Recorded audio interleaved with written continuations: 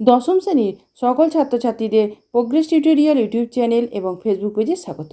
আজকের ভিডিওতে দশম শ্রেণীর ইতিহাসের বিকল্প চিন্তা ও উদ্যোগ, বৈশিষ্ট্য ও পর্যালোচনা অধ্যায়ের সংক্ষিপ্ত প্রশ্নোত্তর আলোচনা করছি।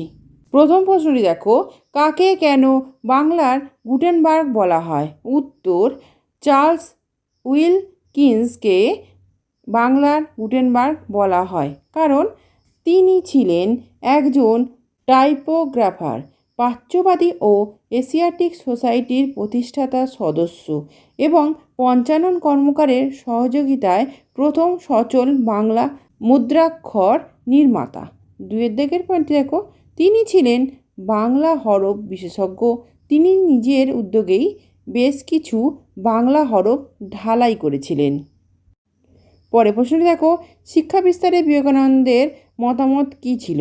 উত্তর, বিবেকানন্দের মতে ঔপনিবেশিকরা কখনোই সমাজের সকল শ্রেণীর মানুষের শিক্ষার ব্যবস্থা করবে না, তাই তিনি চেয়েছিলেন গণশিক্ষা। শেষ প্রশ্নটি দেখো, শ্রীরামপুর ত্রয়ী বিখ্যাত কেন? উত্তর, শ্রীরামপুর মিশনের উইলিয়াম কেরি, মার্শম্যান এবং উইলিয়াম ওয়ার্ড একত্রে শ্রীরামপুর ত্রয়ী নামে পরিচিত। এরা বিখ্যাত ছিল কারণ এদের উদ্যোগে বাংলায় পাশ্চাত্য শিক্ষার প্রসার ঘটে। 2, এরা 1800 খ্রিস্টাব্দে শ্রীরামপুর মিশন প্রেস প্রতিষ্ঠা করলে বাংলায় মুদ্রণ শিল্পেরও বিকাশ ঘটে। আজকের ভিডিও এই পর্যন্ত। ভিডিওটি ভালো লাগলে অবশ্যই লাইক, শেয়ার এবং সাবস্ক্রাইব করো। ধন্যবাদ।